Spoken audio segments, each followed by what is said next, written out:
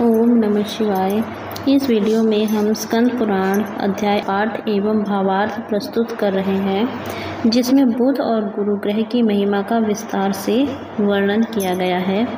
सावन का महीना भगवान शिव का प्रिय मास है। इस समय स्कंद पुराण का पाठ करने से पापों का क्षय होता है, ग्रहों की शांति होती है, जीवन में सकारात्मक ऊर्जा आती है। कथा श्रवण कर भगवान शिव और बुध गुरु की दिव्य कृपा अवश्य पाएं। और अगर आप इस चैनल पर पहली बार आए हैं तो स्पिरिचुअल कथा 1111 को सब्सक्राइब करें और बेल आइकन को दबाएं ताकि हर एक दिव्य कथा आप तक तुरंत पहुंचे। श्रावण माह महात्म्य अध्याय। श्रावण मास में किए जाने वाले बुध गुरु व्रत का वर्णन। ईश्वर बोले, हे सनत कुमार, अब मैं समस्त पापों का नाश करने वाले बुध गुरु व्रत का वर्णन करूँगा, जिसे श्रद्धा पूर्वक करके मनुष्य परम सिद्धि प्राप्त करता है। ब्रह्मा जी ने चंद्रमा को ब्राह्मणों के राजा के रूप में अभिषिक्त किया। किसी समय उसने रूप तथा यौवन से संपन्न तारा नामक गुरु पत्नी को देखा।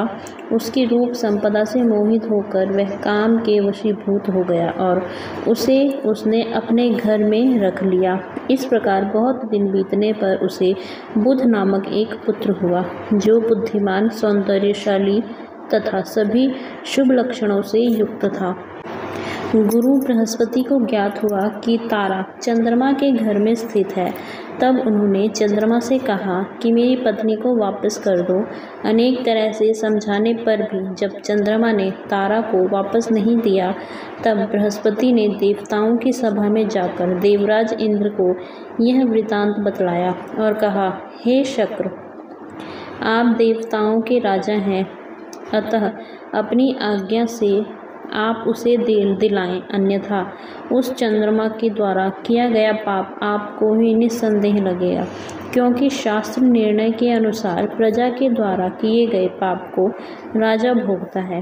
पुराण में भी ऐसा कहा गया है कि दुर्बल का बल राजा होता है। गुरु का यह वचन सुनकर चंद्रमा ने कहा, मैं आपकी आज्ञा से तारा को तो दे दूंगा, किंतु इस पुत्र को नहीं दूंगा। शास्त्र के अनुसार विचार करके देवताओं ने उस बुध को चंद्रमा को दे दिया।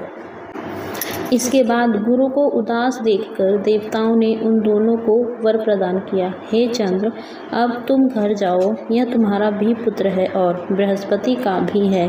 यह तुम्हारा पुत्र ग्रहों में प्रतिष्ठित होगा। हे सुराचार्य, आप यह दूसरा भी शुभ वर ग्रहण कीजिए कि जो बुद्धिमान व्यक्ति आप दोनों बुध गुरु का व्रत मिलाकर करेगा, उसकी संपूर्ण सिद्धि होगी।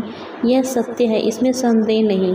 शंकर जी के लिए अत्यंत प्रिय इस श्रावण मास के आने पर जो लोग बुधवार तथा बृहस्पतिवार को पूजन व्रत करेंगे, उन्हें सिद्धि प्राप्त होगी।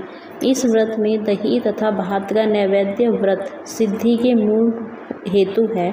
स्थान भेद से आप दोनों की मूर्ति लिखकर पूजन करने से भिन्न भिन्न फल प्राप्त होता है।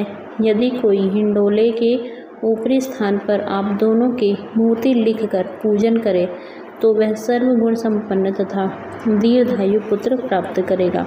यदि मनुष्य कोषागार में मूर्ति को लिखकर पूजन करता है तो उसके कोष बढ़ते हैं और वे कभी क्षय को प्राप्त नहीं होते।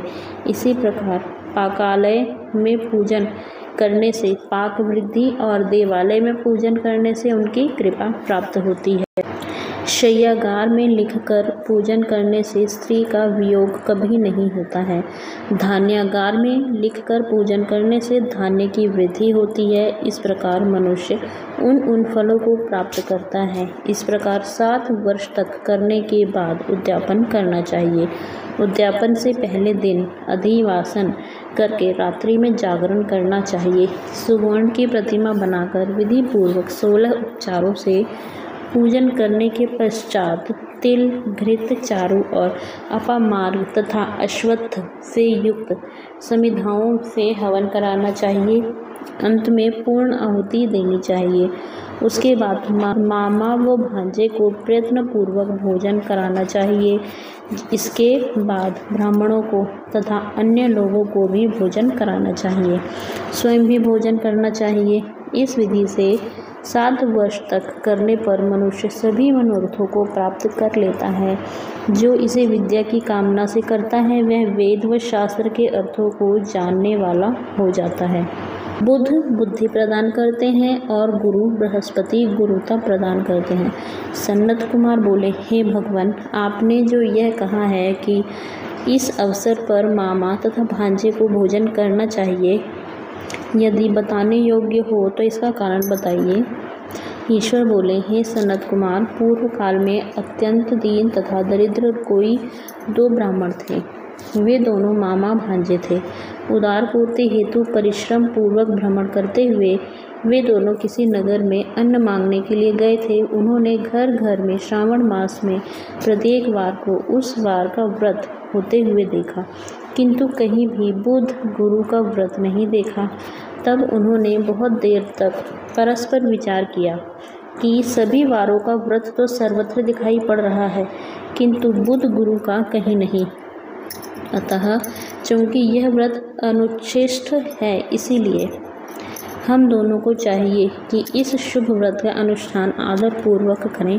किंतु हे सनत कुमार, इसकी विधि न जानने के कारण वे दोनों संशय में पड़ गए। तब रात्रि में उन्हें स्वप्न में इस व्रत की विधि दृष्टिगोचर हो गई। इसके बाद उन्होंने उसकी विधि के अनुसार व्रत को किया, जिससे उन्होंने अपार संपदा प्राप्त की। प्रतिदिन उनकी संपत्ति बढ़ने लगी और सभी लोगों को ज्ञात भी हो गई। इस प्रकार 7 वर्ष तक करके वे पुत्र व पौत्र आदि से संपन्न हो गए। उसके बाद उनके ऊपर प्रसन्न होकर बुध व गुरु प्रकट हुए और उन्होंने उन दोनों को यह वर दिया।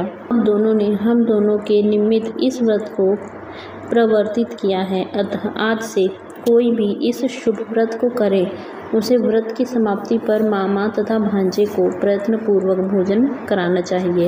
इस व्रत के प्रभाव से उसे सभी कामनाओं की परम सिद्धि हो जाती है और अंत में चंद्र सूर्य पर्यंत उसका हमारे लोक में वास होता है।